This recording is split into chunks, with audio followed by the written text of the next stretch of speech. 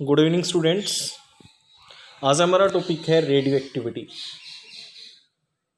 तो ये हम जानेंगे कि रेडियो एक्टिविटी क्या होती है और इसका पता कैसे लगाया जाए। रेडियो एक्टिविटी का पता लगाया था एक फ्रेंच साइंटिस्ट ने जिसका नाम था हेनरी बैकरल। और ये रेडियो एक्टिविटी एक एक्सपेरिमेंट के थ्रू डिस्कवर की गई थी। तो हुआ ये कि एक दिन बैकरल अपनी लैब के अंदर एक एक्सपेरिमेंट कर रहे थे और उस एक्सपेरिमेंट के दौरान उनके पास एक कंपाउंड था, पोटेशियम यूरेनियम सल्फेट। और कहने का मतलब ये है कि इस केमिकल कंपाउंड के अंदर यूरेनियम भी प्रेजेंट था। अब उसके बाद बैकरल ने इस केमिकल कंपाउंड को पहले ब्लैक पेपर से कवर किया और उसके बाद में उसने इसको कवर किया फोटोग्राफिक प्लेट के अंदर और लास्ट में इसको उसने रखा एक ड्रॉर के अंदर। ठीक है।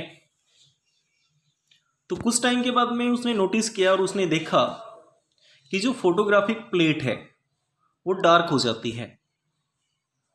अब अगर फोटोग्राफिक प्लेट आपकी डार्क हुई है तो इसका मतलब ये है कि उसके ऊपर कोई ना कोई लाइट मीन्स सनलाइट उसके ऊपर पड़ी है। ठीक है। बट बैकरल ने ये देखा कि ऐसा कुछ नहीं है जिसके थ्रू लाइट यहाँ तक पहुँच सके, क्योंकि ये जो पूरा केमिकल कंपाउंड था जो कि ब्लैक पेपर और फोटोग्राफिक प्लेट के अंदर कवर था वो ड्रॉर के अंदर रखा हुआ था और ड्रॉर के अंदर किसी भी लाइट के आने के जो चांसेस थे वो नहीं थे। तो उसके बाद में उसने सोचा कि इस केमिकल कंपाउंड के अंदर ऐसा कुछ है जिसकी वजह से ये फोटोग्राफिक प्लेट डार्क हुई है, मीन्स इसके ऊपर जो इफेक्ट है वो आया है।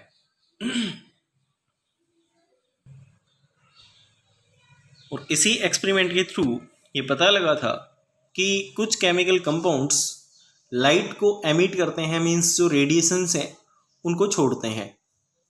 तो इस केमिकल कंपाउंड के अंदर हमने देखा कि यूरेनियम प्रेजेंट है। तो बाद में सही तरीके से जब ये रिसर्च किया गया तो ये पाया कि जो यूरेनियम है उस यूरेनियम के अंदर रेडिएशंस को एमिट करने की टेंडेंसी है। ठीक है। अब यहाँ पर ये जो रेडिएशंस निकली इस यूरेनियम सोल्ट से, तो इस यूरेनियम सोल्ट को हम बोलेंगे रेडियो एक्टिव सब्सटेंस। तो कहने का मतलब ये हुआ कि ऐसा सब्सटेंस जो रेडिएशंस को एमिट करता है उसको बोलते हैं हम रेडियो एक्टिव सब्सटेंस। और रेडिएशंस एमिट करने की जो टेंडेंसी है, जो प्रॉपर्टी है सब्सटेंसेस के अंदर, this phenomenon is known as radioactivity. ठीक है। अब जब कोई भी केमिकल कंपाउंड अगर रेडिएशंस छोड़ रहा है, एमिट कर रहा है, तो इसका मतलब ये है कि उसके अंदर अलग अलग टाइप की जो रेज हैं वो हो सकती हैं। तो जिस केमिकल कंपाउंड के अंदर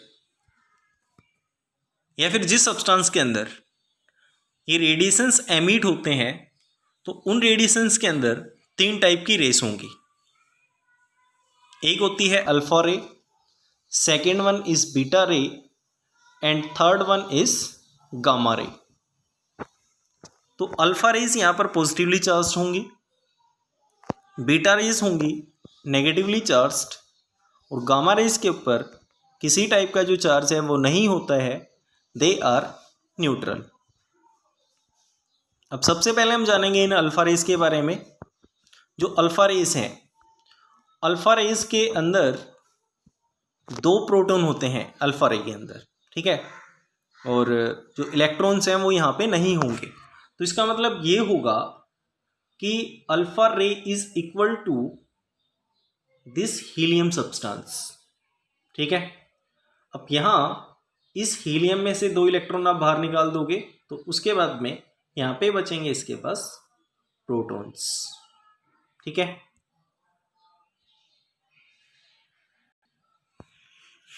तो इसको हम यहाँ से समझ सकते हैं, one type of rays were deflected toward the negative electrode, which indicated that they carry positively charged particles and are called alpha rays. These rays were found to consist of positively charged He2 positive particles. Each particle has mass of 4 AMU. ठीक है, मतलब यहाँ पे हर एक जो particle होगा उसका मास होगा, मतलब जो अल्फा रे है उसके एक पार्टिकल का मास होगा 4 AMU. AMU का मतलब होता है एटॉमिक मास यूनिट. ठीक है, यहाँ पे ये मास रहेगा 6.6 into 10 to the power -24 gram and carries 2 units positive charge, that is equal to 2 into 3.20 into 10 to the power -19 coulomb. Next है हमारे पास बीटा रेज. बीटा रेज कुछ नहीं है, beta rays are like electrons, और इसको हम बोल सकते हैं beam of electron. Beam of electron से मतलब ये है कि इसके पास इलेक्ट्रॉन्स का एक पूरा ग्रुप है. ठीक है ना, और इनके ऊपर जो चार्ज है वो नेगेटिव रहेगा. अब ये हमें कैसे पता चलेगा कि इसके ऊपर नेगेटिव चार्ज है? जब कभी भी हम पॉजिटिवली चार्ज इलेक्ट्रिक फील्ड और इलेक्ट्रोड अगर हम लेके जाएंगे तो पॉजिटिव चार्ज नेगेटिव चार्ज को अट्रैक्ट करेगा, ये हम जानते हैं. तो जैसे ही हम पॉजिटिव इलेक्ट्रोड इसकी तरफ लेके जाते हैं तो उसके बाद में ये अट्रैक्ट होता है. तो इससे ये प्रूव ये होता है कि आपका जो बीटा रे है और beta rays are negatively charged. ठीक है, therefore beta rays were considered to be the stream of electrons. Third one is the gamma ray, and these gamma rays are negatively charged. These rays were regarded as high energy electromagnetic radiations having no charge and have the negligible mass. ठीक है, ना के बराबर इसका जो मास है वो होगा. और ये हमें पता होना चाहिए कि ये जो रेडिएशंस हैं दे आर कार्सिनोजेनिक. कार्सिनोजेनिक का मतलब होता है कि ऐसे सब्सटेंस जिनकी वजह से हमें कैंसर हो सकता है, that is the carcinogenic substance. अब उसके बाद में है arrangement of electrons and protons in an atom. जब तक इस रेडियो एक्टिविटी को डिस्कवर किया गया था तब तक एटम के अंदर हमें सिर्फ 2 सब एटॉमिक पार्टिकल्स का पता था, एक था इलेक्ट्रॉन और दूसरा प्रोटॉन. इस स्टेज पे आपको पता होना चाहिए कि न्यूट्रॉन का पता नहीं लगा था, बट हमने इन लेक्चर्स के अंदर पढ़ जरूर लिया है कि न्यूट्रॉन को डिस्कवर कैसे किया गया, क्यों किया गया. ठीक है, बट जब तक इस एटम के मॉडल्स दिए गए, ये हैं एटॉमिक मॉडल्स, तो इन एटॉमिक मॉडल्स के अंदर ये बताया गया कि एटम होता कैसा है. ठीक है ना, जब तक रेडियो एक्टिविटी डिस्कवर हुई थी तब तक आपके न्यूट्रॉन का पता नहीं था. बट अब आगे जो क्वेश्चन अराइज हुआ वो ये हुआ कि एटम होता कैसा है. तो जो एटॉमिक मॉडल्स थे उन एटॉमिक मॉडल्स के अंदर अलग अलग मॉडल्स आए, और उन मॉडल्स के अंदर कुछ जो डिसएडवांटेजेस थे, मतलब ये है कि उनके अंदर कुछ ड्रॉबैक्स थे. उन ड्रॉबैक्स को नेक्स्ट मॉडल्स के अंदर ठीक किया गया. ठीक है, तो ये हम समझेंगे. तो सबसे पहले आया था जे थॉमसन का वाटरमेलन मॉडल. मतलब ये था कि जे थॉमसन ने ये बताया कि जो एटम है वो एटम तरबूज के जैसा होता है, वाटरमेलन के जैसा होता है. तो यहाँ पे हम समझ कि ये होगा कैसा. जैसा कि यहाँ पे लिखा हुआ है Thomson model of atom. After the discovery of electron and proton, the scientists started thinking of arranging these particles. In an atom, different models were proposed to explain the distribution of subatomic particles in an atom. The first simple model was proposed by J.J. Thomson, और इसको नाम दिया गया था Thomson's atomic model. और इसके नाम भी और भी अलग अलग थे, जैसे एक था प्लम पुडिंग मॉडल, दूसरा था रेसिन पुडिंग मॉडल, और लास्ट था वाटरमेलन मॉडल. ठीक है, तो देखो इसमें इसने क्या बताया. ये हमें बताया है कि इस स्टेज तक सिर्फ इलेक्ट्रॉन और प्रोटॉन का पता था. ठीक है, तो सपोज ये आपके पास तरबूज है, ठीक है, मतलब इसको इसने कुछ इस तरीके से बताया जैसे कि ये तरबूज है। तो तरबूज में आप जानते हो कि पल्प होता है, जो लाल लाल सा पार्ट होता है, रेड सा पार्ट होगा, दैट इज योर पल्प।